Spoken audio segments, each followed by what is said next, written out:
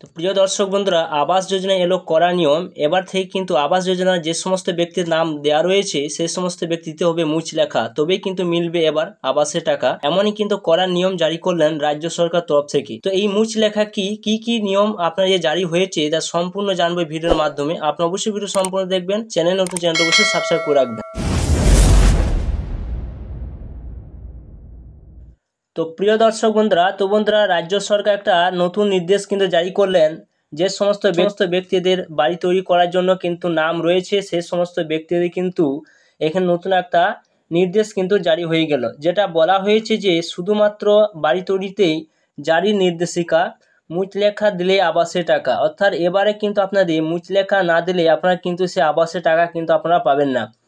তো এই মুচলেখা কিভাবে আপনারা আপনারা জানবেন যে মুচলেখা কি রয়েছে এর মধ্যে, তো সম্পূর্ণ কিন্তু আপনারা এই ভিডিওর মাধ্যমে আপনারা জানতে পারবেন। অবশ্যই ভিডিও সম্পূর্ণ দেখবেন এবং চ্যানেল যে নতুন হয়ে থাকেন চ্যানেলটা অবশ্যই সাবস্ক্রাইব করে রাখবেন। তো দেখতে পাচ্ছেন এখানে বলা হয়েছে যে আবাস যোজনা টাকা উপভোক্তা যাতে অন্য কোনো খাতে না খরচ করেন, রাজ্য সরকার সে ব্যাপারে সতর্ক। নতুন করে আবাসে বরাদ্দ ছাড়ার আগে রাজ্যের পঞ্চায়েত দপ্তর করার নির্দেশিকা দিল। সিদ্ধান্ত হয়েছে যে আবাসের টাকা শুধুমাত্র বাড়ি তৈরির কাজে ব্যবহার করবেন, এই মর্মে যোগ্য উপভোক্তাদের কাছ থেকে এবার মুচলেখা নেওয়া হবে। পরে বাড়ি তৈরি প্রথম কিস্তি টাকা মঞ্জুর করা হবে তাদের জন্য।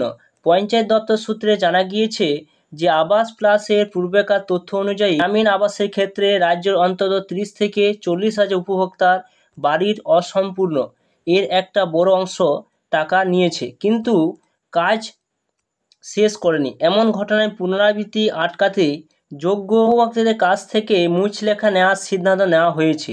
এই তথ্য পঞ্চায়েত দপ্তরের কাছেও রেকর্ড হিসাবে থাকবে। প্রসঙ্গত, মুখ্যমন্ত্রীর ঘোষণা মতো নিজেদের কোষাগার থেকে আবাস যোজনা 11 লক্ষ পরিবারকে বাড়ি তৈরি করে দেবে রাজ্য সরকার। এই জন্য রাজ্য জুড়ে 21শে অক্টোবর থেকে 30শে অক্টোবর পর্যন্ত বাড়ি বাড়ি গিয়ে চূড়ান্ত পর্যায়ে সমীক্ষা করা হবে। সেই সময় এই সংক্রান্ত স্বীকৃতিপত্র নেওয়া হবে সমস্ত উপভোক্তার কাছ থেকে। রাজ্যে প্রায় 11 লক্ষ উপভোক্তার তথ্য যাচাই করার কথা থাকলেও নতুন করে আরও আবেদনকে তথ্য সংযোজন করা হয়েছে। সব মিলিয়ে উপভোক্তার সংখ্যা বাড়বে আরও কয়েক লক্ষ মনে করছে রাজ্য সরকার। পরিস্থিতি যখন এমনই, তখন আবাস যোজনায় বাড়ির বাবদ টাকা দেওয়ার আগে বেনজির ব্যবস্থা নিল মমতা বন্দ্যোপাধ্যায় সরকার। নবান্ন জেলা প্রশাসনকে স্পষ্ট জানিয়েছে যে বাড়ি বাবদ টাকা নেওয়ার সময় মুচলেখা দিতে হবে উপভোক্তাদের, যাতে পরবর্তীকালে সেই ব্যক্তি টাকা নেওয়ার ক্ষেত্রে অযোগ্য প্রমাণিত হলে ওই টাকা যাতে উদ্ধার করা যায়। এটা বলা হয়েছে যে মমতা সরকারের এই সিদ্ধান্ত এই কারণে বেনজির যে আর কোনো রাজ্য আবাস যোজনার জন্য এমন নিয়ম বাস্তবায়িত করেনি। পড়শি রাজ্য উড়িষ্যাতে আবাস যোজনা প্রভৃতি দুর্নীতি হয়েছে বলে অভিযোগ ছিল কেন্দ্রের, কিন্তু নবীন পট্টনায়ক সরকার মুচলেখা দিতে বলেনি কাউকে। একটু পিছন হাঁটলে দেখা যাবে যে 19-এর লোকসভা ভোটের সময় পঞ্চায়েত এলাকায় কাটমানি অভিযোগ নিয়ে সরব ছিলেন অনেকেই। মূল অভিযোগ ছিল যে বাংলায় বাড়ি প্রকল্প নিয়ে। তা হলো এই যে নিচু তলায় পঞ্চায়েত নেতাদের একাংশ বাবদ প্রাপ্য টাকা থেকে কাটমানি খেয়ে নিয়েছেন, সেই অভিযোগ ইদানিং আর বিশেষ শোনা যায় না। আর এমন বাড়ির টাকা দেওয়ার আগে এই রাস্তা যথাসম্ভব বন্ধ করে দেওয়ার চেষ্টা করছে রাজ্য সরকার।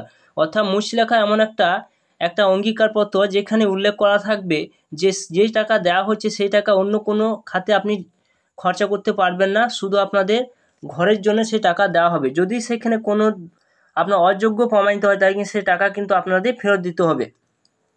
এমনই কিন্তু এই মুচলেখাতে কিন্তু উল্লেখ করা থাকবে। তো বন্ধুরা, এই ছিল ভিডিওটি যদি ভালো অবশ্যই লাইক করবেন, চ্যানেলটা অবশ্যই সাবস্ক্রাইব করে রাখবেন, পাশে থাকা বেল আইকনটি অবশ্যই আপনারা প্রেস করে রাখবেন।